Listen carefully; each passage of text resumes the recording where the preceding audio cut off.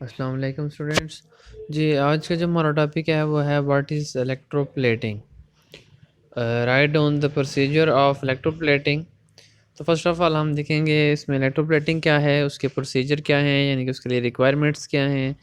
फिर हम इसमें एक एग्जांपल देखेंगे जिंक प्लेटिंग की। ठीक है, तो फर्स्ट ऑफ ऑल हम देखते हैं what is electroplating. Electrolytic process used to deposit one metal on another metal is called electroplating।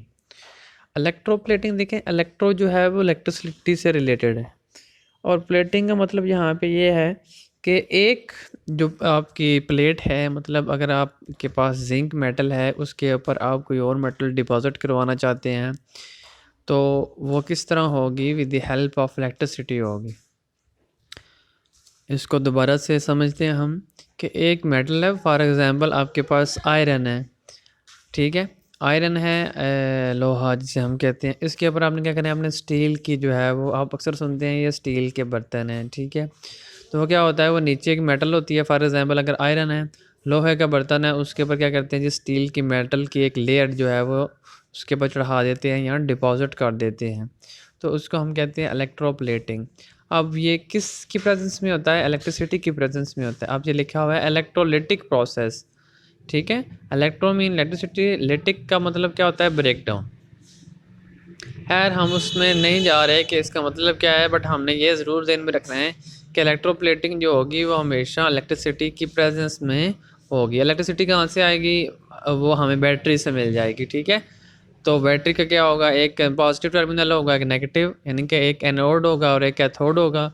तो उसी से हमारे इलेक्ट्रॉन की मूवमेंट होगी। अगर इलेक्ट्रॉन की मूवमेंट नहीं होगी तो क्या होगा, इलेक्ट्रोप्लेटिंग नहीं होगी। तो इसका मतलब यह हुआ कि जब तक हमें करंट नहीं मिलेगी, यानी कि लाइट नहीं मिलेगी, इलेक्ट्रिसिटी नहीं मिलेगी, वो किससे मिलेगी, बैटरी से। जब तक वो हमें नहीं मिलेगी हमारी इलेक्ट्रोप्लेटिंग नहीं हो सकती, क्योंकि हमारे रिएक्शन ही नहीं होंगे। प्रोसीजर क्या है जी, an object can be electroplated by making it cathode. हाँ जी, जिसको आपने जिसके ऊपर आपने इलेक्ट्रोप्लेटिंग करनी है उसको आपने कैथोड बनाना है।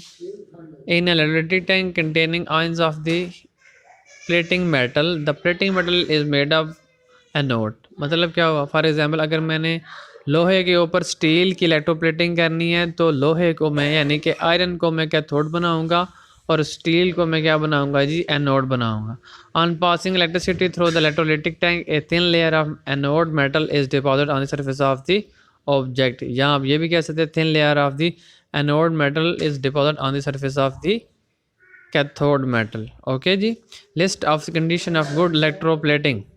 कंडीशन क्या है जी, हाई करंट डेंसिटी हो, लो टेम्परेचर हो, higher concentration of metal in electrolyte हो। इलेक्ट्रोलाइट जो है उसमें में जो है वो मेटल की जो है वो कंसंट्रेशन जो है वो काफ़ी ज़्यादा हो। दूसरा हम देखते हैं इसमें, अब एग्जांपल आ गई है जिंक की, कि जिंक की इलेक्ट्रोप्लेटिंग कैसे है। देखें जी, अब ये स्टील है, स्टील के ऊपर हम क्या कर रहे हैं, जिंक को डिपॉजिट कर रहे हैं। तो सबसे पहले तो आपने ये चीज़ ध्यान में रखनी है कि इनमें से एनोड कौन सा होगा और कैथोड कौन सा होगा। ठीक है,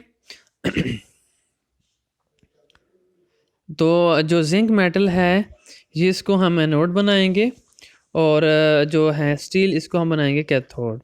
आगे देख लेते हैं इलेक्ट्रोलाइट कौन सा जी, solution of potassium zinc cyanide containing little sodium cyanide, the steel object is made cathode. देखा जी, हमने पहले ही प्रेडिक्ट कर लिया था जी, स्टील क्या बनेगा, स्टील कैथोड, यानी कि जिसके ऊपर हमने किसी दूसरे मेटल की लेयर जो चढ़ानी है या डिपॉजिट करवानी है, उसको हमने क्या करवाना है जी, उसको हमने कैथोड बनाना है। During the electrolysis zinc and the anode enter the solution as zinc positive ion which are deposit at cathode, the electrolyte ionise as follow. देखें जी, ये सॉल्ट है, ये आपने ये पहले सॉल्ट नहीं पढ़े, जब आप हायर क्लासेस में जाएंगे सेकेंड ईयर में, ठीक है, 12वीं क्लास में, उसमें आप जो है ये इनकी डिटेल लिखेंगे। ये कोऑर्डिनेशन कम्प्लेक्सेस होते हैं, या इनको जो है आप सिंपली जो है वो सॉल्ट्स कह सकते हैं। ठीक है, जिस तरह NaCl एक सॉल्ट है ना, इस तरह ये भी एक सॉल्ट है। ठीक है, ये कम्प्लेक्स सॉल्ट है, बस आपने ये याद रखना है कि ये सॉल्ट है, और ये यहाँ पे एज ए इलेक्ट्रोलाइट का काम कर रहे हैं, और आपने इनके फार्मूलाज याद करने हैं। और उसके बाद हमारा मेन जो फोकस है वो है रिएक्शन पे। रिएक्शन है जी एनोड पे क्या होती है जी ऑक्सीडेशन। ऑक्सीडेशन क्या होता है जी लॉस ऑफ इलेक्ट्रॉन। तो जिंक सॉलिड से जिंक एक्वस में चला गया है और उसने 2 इलेक्ट्रॉन लूज़ कर दिए हैं। इसी तरह जिंक जो कैथोड पे था, जिंक कैथोड पे जो है उसने 2 इलेक्ट्रॉन किए हैं, गेन किए हैं और जिंक सॉलिड में चेंज है। Sodium cyanide prevent the hydrolysis of electrolyte, यानी कि सोडियम साइनाइड जो हम इसमें ऐड करते हैं वो इलेक्ट्रोलाइट को ब्रेक नहीं होने देता। Awareness against pollution, cyanide are extremely toxic. देखें आपने ये सुना होगा मैडम मैरी क्यूरी जिसने रेडियो एक्टिविटी जो है उसमें डिस्कवरी में काफ़ी जो है काम किया है इस रेडियो एक्टिव एलिमेंट्स पे भी। तो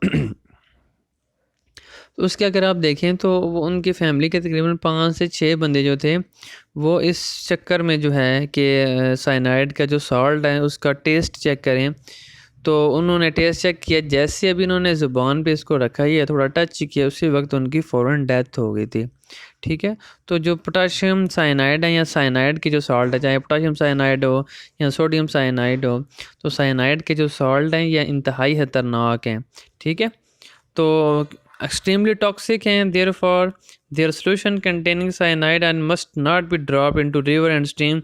This is responsible for killing fish and other animals. देखें जी, कहते हैं अगर आप इन चीज़ों को फॉर एग्जांपल आपने एक सोल्यूशन बनाया हुआ है, सोडियम साइनाइड का बनाया हुआ है, उसको अगर आप ड्रिंक कर लेते हैं, मैं ड्रिंक कर लेता हूँ, आप कर लेते हैं, या कोई भी बंदा कर लेता है, या हम फॉर एग्जांपल हम एक तालाब है उसमें मछलियाँ हैं उसमें हम फेंक देते हैं, तो वहाँ पे क्या हो जाएगा, वहाँ पे वो मछलियाँ मर जाएंगी। या हम में से अगर कोई पीता है तो हम भी डेफिनेटली मैं कह रहा हूँ कि हम भी मर जाएंगे।